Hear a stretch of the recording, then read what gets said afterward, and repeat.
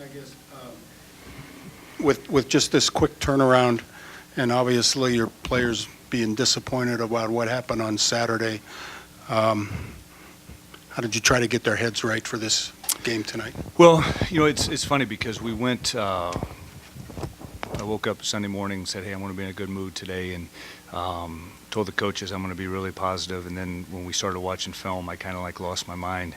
And from there, yesterday's practice was not a long practice, but was probably about as intense as we could have in a quick turnaround day after a game, day going into a game. And these games sometimes can be a little bit scary because guys are thinking about going home and that sort of thing. But I challenged them just in terms of I wanted to play a solid basketball game. I wanted to see in terms of getting knocked down, could we get back up and fight again? And I think we did a pretty good job. We had the one bad stretch there in the first half, but other than that, it was pretty solid. Thad, when you have these kind of wide differences in talent, your opponents in talent, is it hard to evaluate? You have a hard time evaluating how your guys are doing, or can you see? Yeah, no, we can't, because I think that the biggest thing that we're looking at is are we doing what we're supposed to do? And I'll use Jayshawn Tate as an example tonight. Jayshawn in a stretch got Keita Bates-Diop a wide open shot with a great screen. Then he followed it the next time. He gets Cam Williams a shot.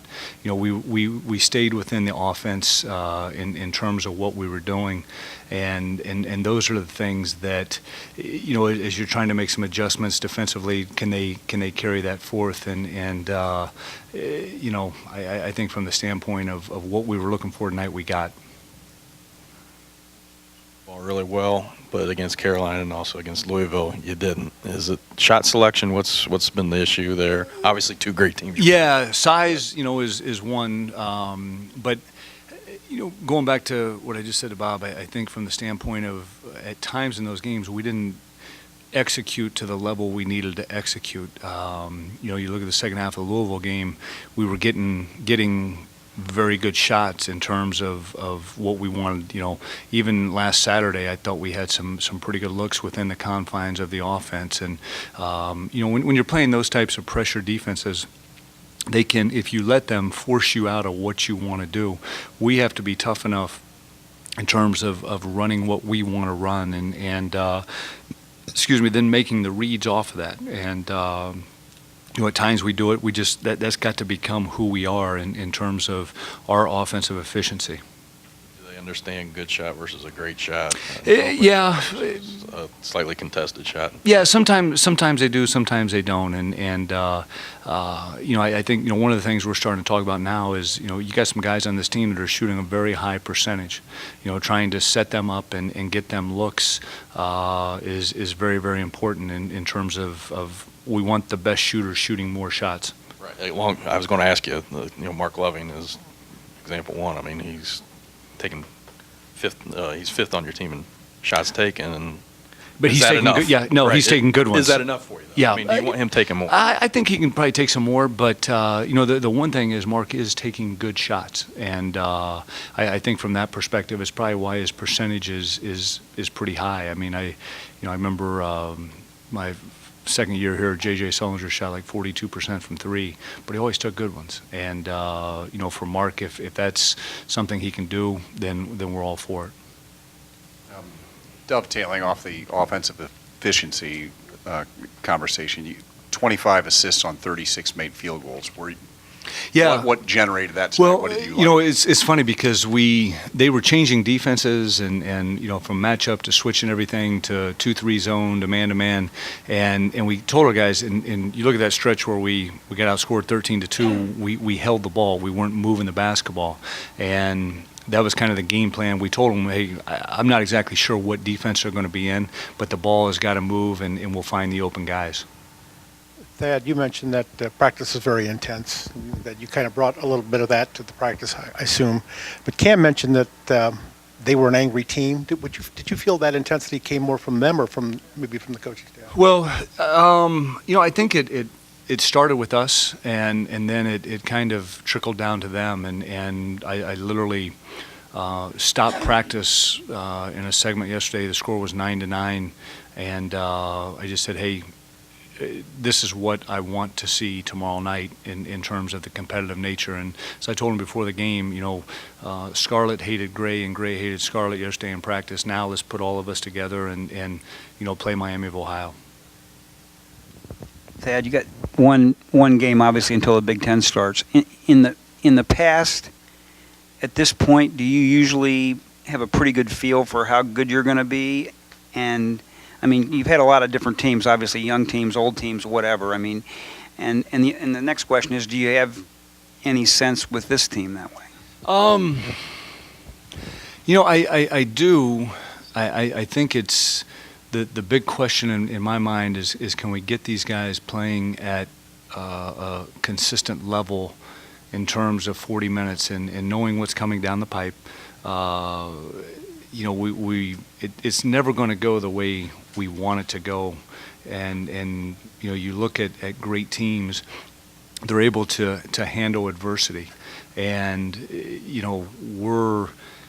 we've handled it well at times, and we haven't handled it well other times, and one of the things we've talked about from the Louisville North Carolina game is challenging the guys to say, hey, the five guys on the floor, like we've got to get a stop. We can't let them score again. And then we got to come down and execute. And I think those are the things that I'm looking for from this group. And just where's our element of toughness night in, night out in terms of having the ability to make the plays we need to make to win basketball games. And a lot of times everybody thinks it's the last 2 minutes of the game, but it's trying to get these guys to comprehend that, sometimes it's at the 15-minute mark of the first half.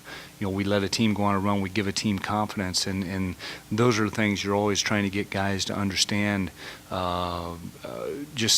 We've this year, one of the big things, we've made teams take timeouts.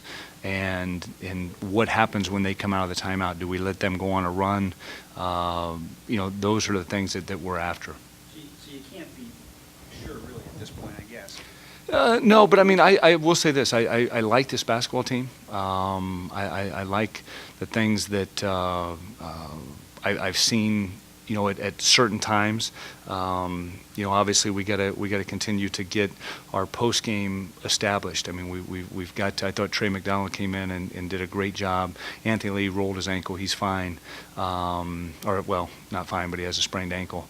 But we need everything clicking in with all five guys out there.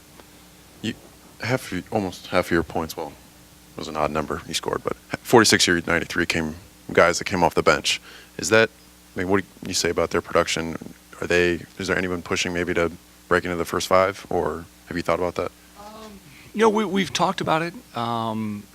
We've gotten off to some decent starts, and that's something that's always pretty important to us. But I like what we're getting off the bench right now, just in terms of guys coming in, kind of knowing, hey, this is what I have to do, and from that perspective, starting, not starting. I mean, we're getting guys quite a few minutes in terms of reps and that sort of thing. You mentioned that Lee had sprained his ankle. Is that something that's going to keep him out for a few games, or do you think he'll be back rather quick? You don't know. Don't know. The hard part is I think he's going to go home, and we probably can't get the treatment that he needs. But Vince will do whatever he needs to do to get that squared away. How do you see that affecting the minutes in the rotation going forward? We'll see how he is when he comes back on Christmas, and I don't know the severity of it yet. I haven't had time to sit down and talk with those guys. Ed, when you said you got mad watching the tape, what did you get mad about the most? We got open presents here in a couple days. Yeah, exactly. Some of the things that we allowed them to do. Like I said, I thought our defense was pretty solid, but it was the transition that got us. And as I told our guys, I'll take part of the blame, because we had talked about we got to push back, then push up, and we didn't do a good enough job of getting back because it seemed like every time we started to make a run, we gave up an easy basket. And then, offensively down the stretch, down 7, we were trying to make a 7-point shot as opposed to, hey, there's 2 minutes left, there's a ton of possessions, and just kind of walking guys through that and saying, hey, look, it doesn't have to be a 3-point shot. We can drive it. We were getting to the foul line, which was enabling us to set our press, those types of things. What you just said about trying to make a 7-point shot, was it your young guys, or was it a mix of? Yeah, I think it was everybody. Yeah. All right, guys. Thank you. Merry Christmas.